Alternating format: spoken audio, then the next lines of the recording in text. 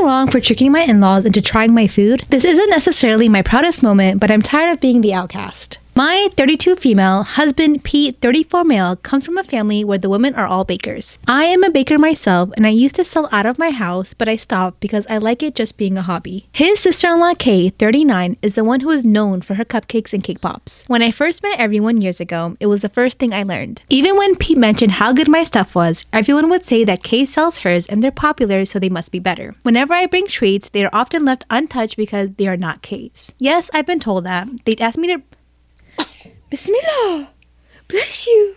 Yarhamakallah! They ask me to bring something every get-together and they never touch it. To be clear, Kay is mainly a baker, whereas I bake and specialize in professionally decorated cakes. Kay says that overly decorated cakes are compensating for their bad taste, and Pete's family agrees. We had a barbecue Monday for Memorial Day and everyone made their treats. Kay decided to bring cake pops. She posted them on her Instagram the night before. So, and I know this is immature, I made the same exact ones she did, same flavor and design. We got there and everyone asked where my treats were. I said they're in the car and I'll get them in a minute. So I waited for everyone to be outside, then I brought mine in and put them next to Kay's. After we ate, I noticed the family eating my cake pops and not Kay's. She didn't notice at first and then asked if they weren't feeling cake pops. They said they just ate them and they were the best she ever made and asked what she did different. Mother-in-law even said they look so much better in person than in the picture. Ah, you're cute! Okay, distraction. Kay was confused and said hers were still on the table. That's when I said, oh, I brought those. Glad you enjoyed them. Her husband said he hadn't had one yet. Lies, he ate two.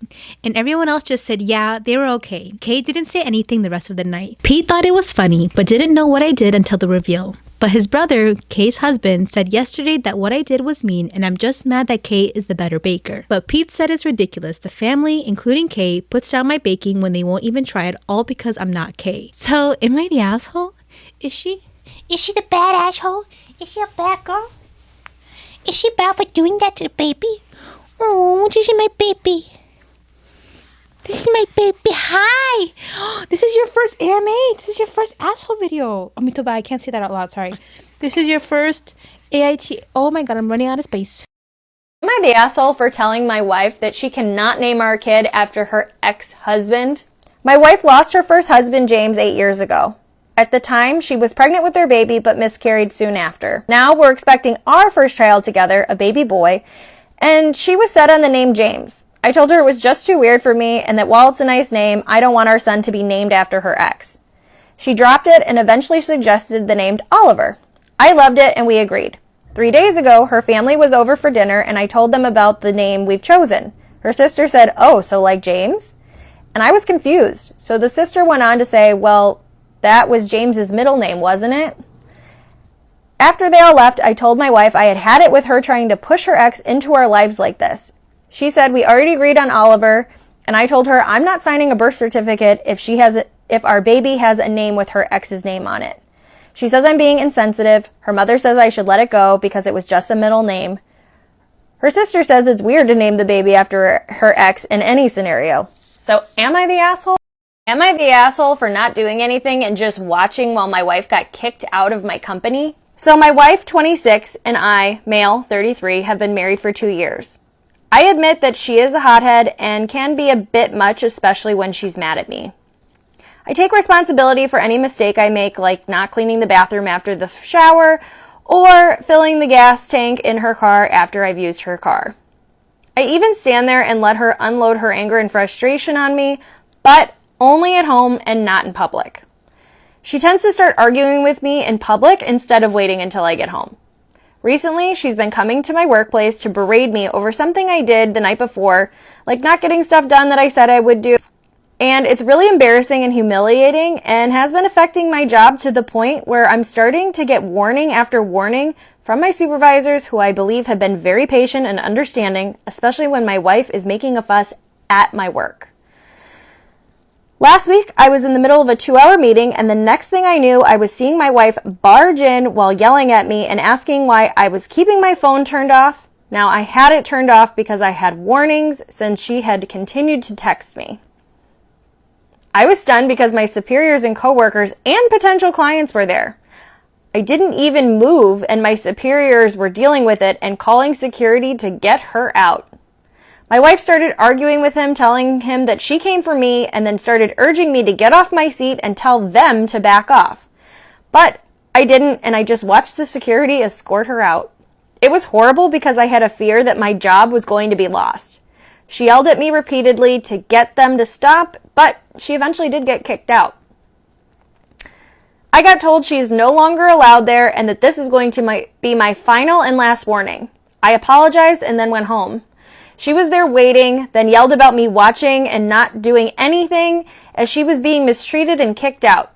I finally snapped and said she was over the line, made a scene at the risk of losing my job over a few missed phone calls. She started crying and saying I should have defended her after getting humiliated in front of my coworkers, but I told her that she didn't have to worry about it anymore because she's no longer allowed there. She got more furious and went to stay at her mom's. So am I the asshole? Am I the asshole for leaving a wedding early as a bridesmaid, which caused them to have a $500 cleanup charge? I, Jane, 21 female, was one of Vanessa's 21 female 3 bridesmaids, and her wedding was held at a remote lodge venue up in a mountain. When everyone got to the lodge, we did a dry run of the ceremony and surveyed the place. I assumed that the men would go to their cabin and the women would go to ours, and we'd relax before the wedding. Instead, the men immediately headed to the liquor store, and the grooms and bride's mother began ordering the bridesmaids to move furniture into place. That night, the women did everything from dragging 250 chairs out of the shed and setting them up, to hauling furniture down 2 flights of stairs and positioning it in other places. Because I was the tallest and strongest person in the group, it was mostly on me to haul the larger pieces around, and the mother and mother-in-law of the bride largely stood around talking about details with her. I asked repeatedly if the groom and groomsmen could be called to help, but I was told that we didn't want to bother them and that they were out unwinding before the big day. The father of the bride has a heart condition, and the father-in-law was much older and walking with a cane, so he couldn't help out either. At the end of the 2 hours, I was sweaty, had blisters, splinters, was covered in sweat, but everything was set up. During the wedding, I learned that the bride and groom were trying to avoid all of the setup and teardown fees that the venue had. The groom's mother condescendingly patted me on the arm and said that everything would be okay because Jane's our workhorse. After a bit of conversation, I found out that the plan was for the bride and groom to leave, and then the bridesmaids and groomsmaids to stick around and do everything from clean up the trash to moving the furniture back where we got it. Toward the end of the party, almost everyone had left, and I realized that 2 of the groomsmen were so drunk that they were going to be pretty useless, and it would again be on the bridesmaids to clean up and put the furniture back upstairs. I went to tell the bride goodbye. Judging by her slightly panicked expression and the, "Oh, you're leaving now?" questions, I realized that she was definitely expecting me to move the furniture back. But she didn't want to say anything while she was surrounded by other people. So I left, and my phone blew up as I was driving down the mountain. The other bridesmaids were texting me, and Vanessa's mother left me an angry voicemail about how I was bailing on my duties as a bridesmaid.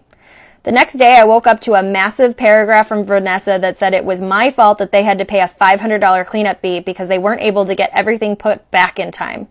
So, am I the asshole for leaving? Am I the asshole for not treating my wife like an equal parent and calling her homophobic? Me and my wife married 3 years ago and welcomed our daughter 4 female. She saw me doing this with my kids when we watched movies and never said anything. My boys are 20 in college, but they still like to put their head on my chest while I wrap my arms around them, and they do it every time they visit. My son Liam visited me 2 weeks ago and came out as gay and introduced me to his boyfriend. I love my kids no matter what and just want them to be happy. My wife, however, did seem a little uncomfortable. My son came to visit again on Wednesday, and I was watching Red with my daughter. He was tired and put his head on my shoulder, and I wrapped my arm around him. Am I the asshole for not treating my wife like an equal parent and also calling her homophobic? My son was tired and sat on my right and put his head on my shoulder while I wrapped my arm around him. I then kissed his forehead and said, "Good to have you back, buddy." We went to sleep, and the next day my wife told me that it made her uncomfortable. She asked me not to kiss my son again and said she doesn't mind me doing it with Lucas, my other son, straight, but she doesn't want me to do it with Liam. I said she has no business being in my relationship with my sons and called her homophobic. She then accused me of not treating her like an equal parent, and I said that's okay because you're not.